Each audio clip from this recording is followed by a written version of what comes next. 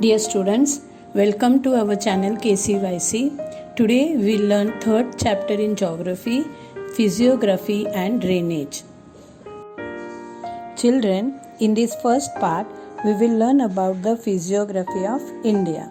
Let us begin with the meaning of the word physiography. Physiography means physical geography. Physiography is the science that deals with the studies of the Earth's exterior physical features, climate, life, etc. These physical factors are relatively static. Static means they don't change very quickly, very fast as compared to the other factors. The changes take very slowly. They are fundamental for regional planning and development. The development of the particular region depends upon the physical factors of that place. To solve different problems, it is necessary to have small regions. If the region is small, then the problems can be solved very easily.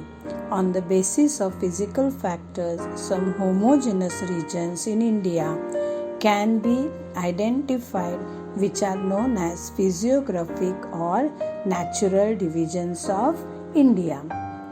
India is the 7th largest country in the world and has geographical diversity too in large extent. India is largely covered by the old plateau. The remaining divisions, which are relatively younger, are characterized by high relief, low-lying plain, hot and cold climate, heavy rainfall, etc. There are some similarities as dissimilarities in this diversity. On the basis of structure, landform, climate, soil, natural vegetation, population, settlement, etc., country can be classified into 5 major divisions.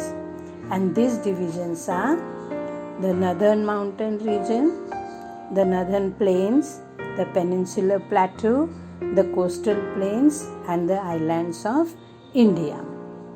Now see, we can summarize that the physiography means the subfield of geography that studies physical pattern and processes of the earth. It aims to understand the forces that produce and change rocks, oceans, weather and global flora and fauna pattern. It is the study of physical features of Earth's surface. So, can you again tell which are the physical divisions of India? Yes, they are the northern mountain region, the northern plains, the peninsular plateau, the coastal plains and the islands of India. The northern mountainous region is the first natural division of India. This is largely occupied by the Great Himalaya. The formation of the Himalaya began 50 million years ago, and it was formed due to the collision between Indian plate and the Eurasian plate. There are many advantages that India has due to the location of this great Himalaya. Himalaya acts as the natural barrier. It protects our country from the enemies from the north. It also protects us from the cold and dry winds of Central Asia. You all know, children, Himalaya is the source of many rivers and which are perennial in nature. Perennial means they have water throughout the year. During the rainy season, these rivers get water from the rain, but in summer, they get water from the melted snow. Then it stops the rain-laden monsoon winds, and so India gets maximum rain from the monsoon winds. Many hill stations are found in this great Himalaya. It is a source of vegetation. Then it is also useful for mountaineering. Many medicinal herbs too are found in this great Himalaya. So the Himalaya forms the most important division of India. See children, we have learnt about different types of mountains. There are fold mountains, then there are plateau mountains, there are dome mountain, there are volcanic mountain, there are fault block mountain. So the Himalaya is a type of young fold mountain with the world's highest relief. It has uneven topography. Though Himalaya forms the most important physical division of India, the topography, that the physical features of Himalaya are different at different places. It is not the same whole of Himalaya. Then there are steep slopes. The slope can be gentle or it can be steep. The slopes of Himalayas are very steep. There are lofty, very high covered peaks, and the peaks are covered with the snow. Himalaya is the abode of the snow. There are deep, narrow valleys and the swift flowing rivers. We have seen that rivers which flow in the Himalayas are perennial. They flow very fast.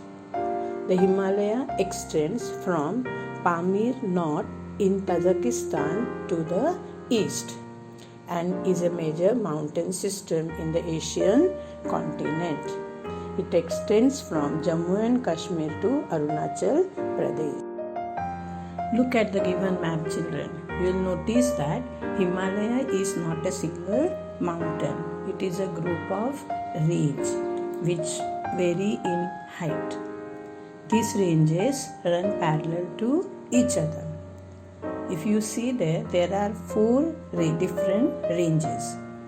The first one is the Shivalik range. Second, the Lesser Himalaya, also known as the Himachal range. The third one is the Great Himalaya, or it is also called as the Himadri. And the last one is the Trans-Himalayan range. Try to locate these ranges as we go ahead. These ranges, as said, run parallel to each other. The southernmost range of the Himalayan system is known as the Shivalik range, and the altitude of the Shivalik ranges lies between 900 to 1100 meters. You will see next to Shivalik is the Lesser Himalaya. You can see the Pir Panjal range. It lies in the Lesser Himalaya with the maximum altitude of about 4,500, and it is also known as the Himachal range. It is accessible, so people can reach there. One can travel to that place because the height is 4,500 meters. So there are many tourist attractions. You have heard about Kashmir valleys, Kulu Manali and Kangra. These all lie in the Lesser Himalaya. The next to Lesser Himalaya is the Greater Himalaya, and it has an altitude of 6,000 meters. This is the most continuous, loftiest and northernmost range of the Himalaya. It is also known as the Himadri. Next comes the Trans-Himalayan ranges, and they lie between main Himalaya range and the Tibetan plateau, which consist of Karakoram, Ladakh and Kailash range. The second highest peak in the world is K2, and this peak lies in the Karakoram Range. This is the highest peak in India. The Trans-Himalayan ranges lie between the main Himalaya range and the Tibet. It consists of mainly Karakoram, Ladakh and Kailas ranges. Now we have seen that K2 is the second highest peak in the world and the highest in India, and this lies in the Karakoram range. The Ladakh range entirely lies in the rain shadow region, and it is also called as the cold desert. Then we come to Kailas range, which entirely outside Indian territory. The Kailas peak and the Manasarovar, these are the pilgrim attraction in this Kailas range.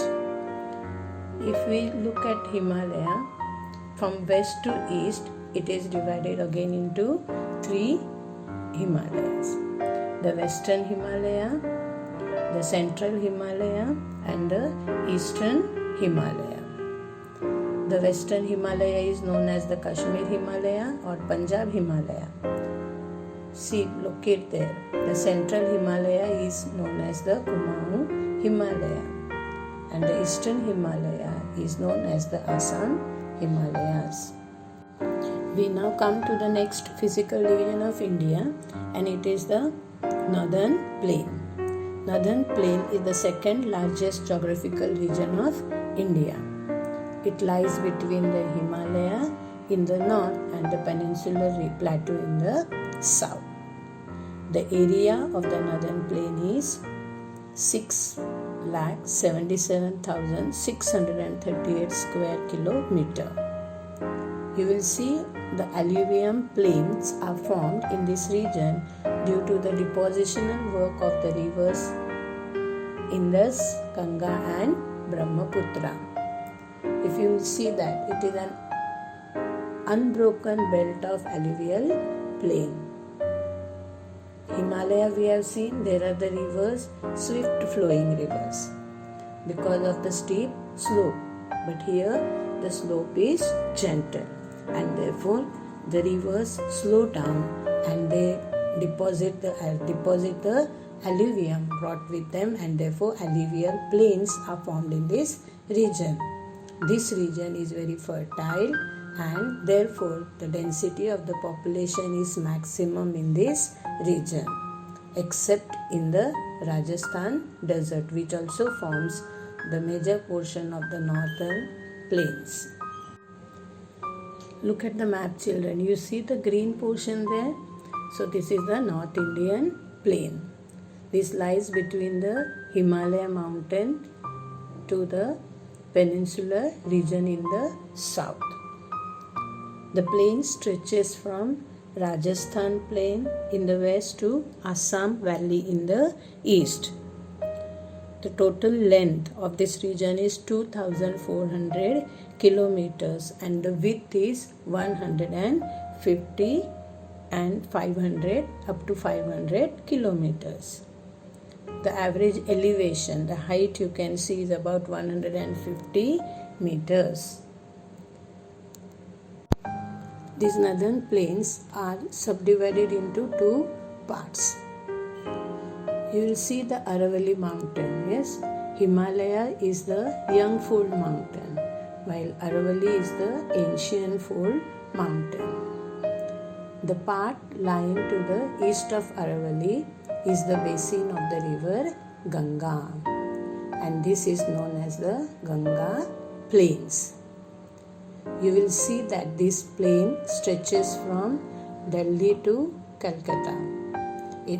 It occupies Uttar Pradesh, Bihar and West Bengal. You can see in the map, right? Then it covers an area of 3.75 lakh square kilometer, and it is named after the river Ganga. Look at this map, children.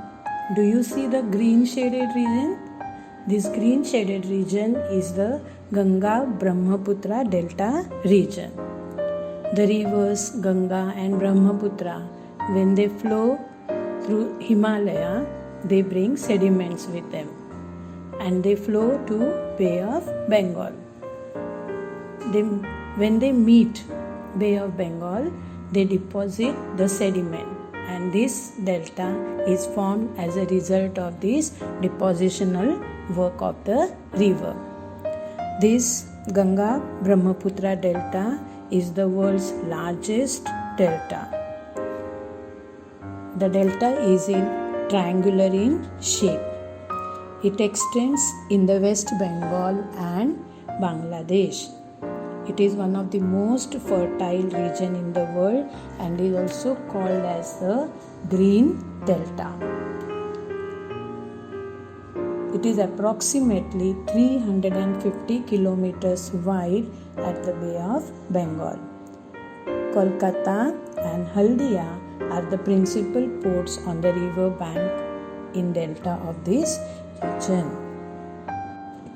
Ganga Brahmaputra Delta, which is the world's largest delta, is also known as the Sundarbans.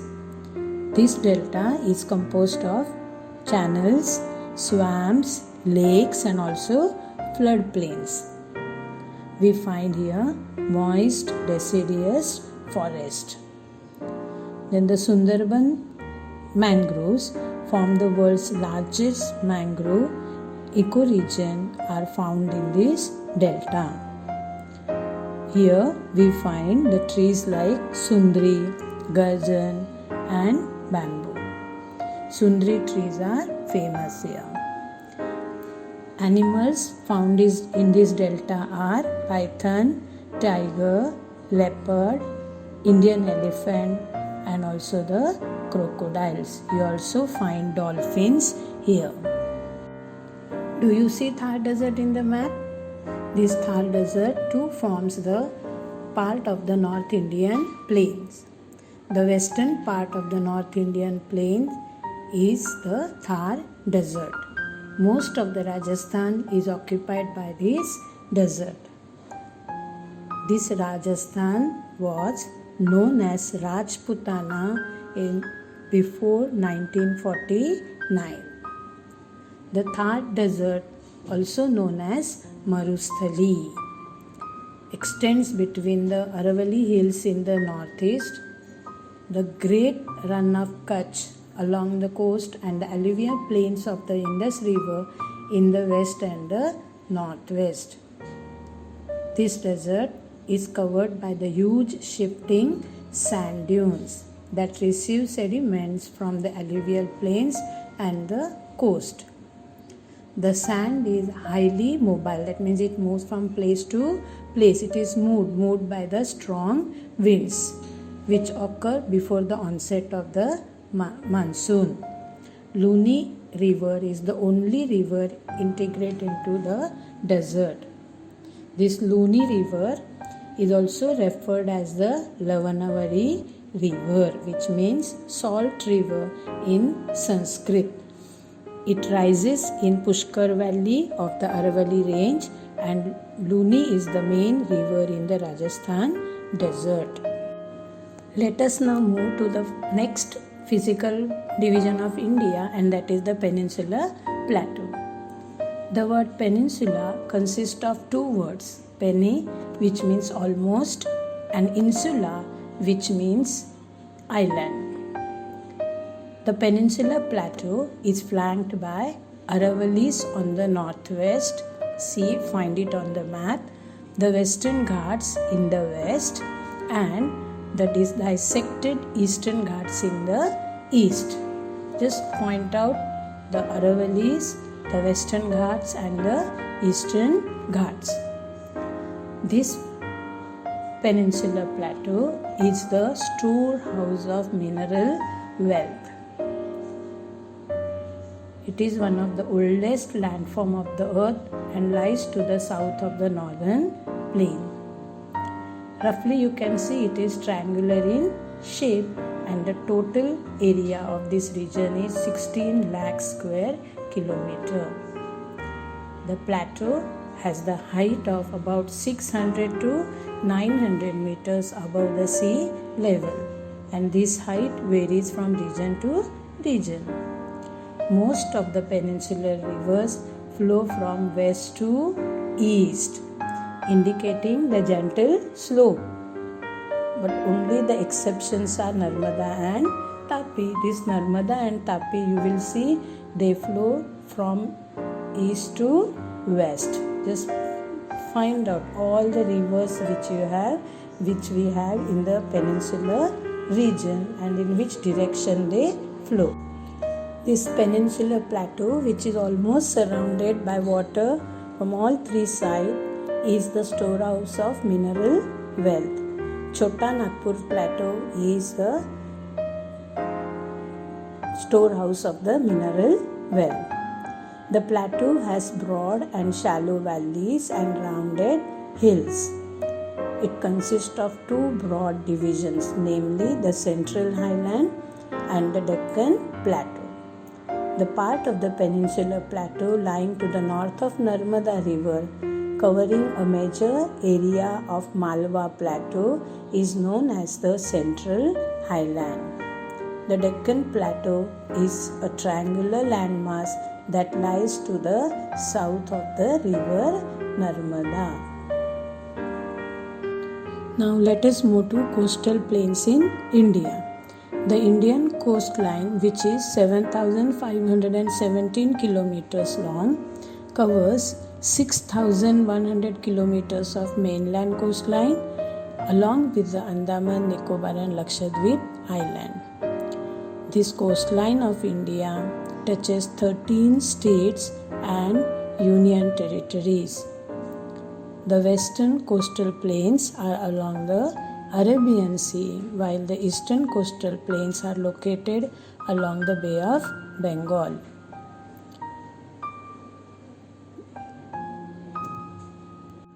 India is surrounded by the sea on three of its sides. The coastal plains in India are along the west and the east coast of the country.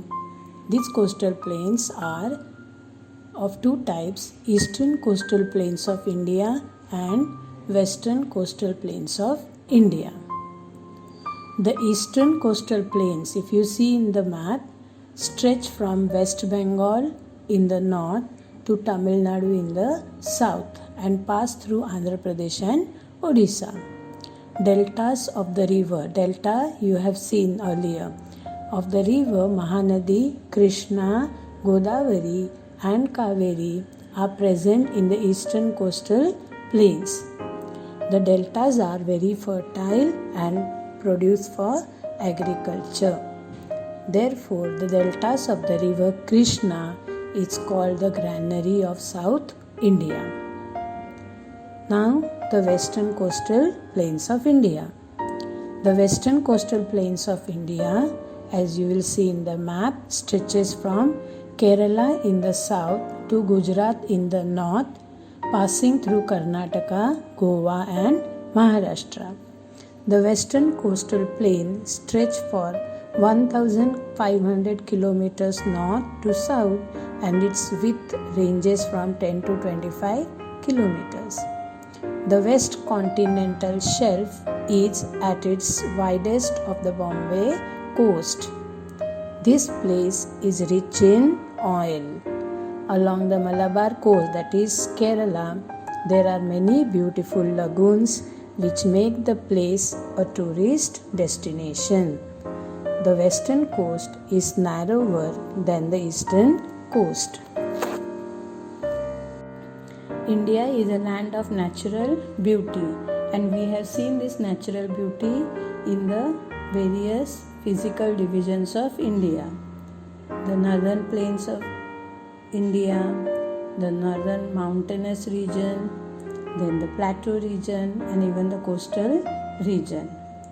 The islands in India form a significant part and adds to the beauty of the India, with well compassed by lush forest and possess the infinite variety of striking flora and fauna, that is plants and animals.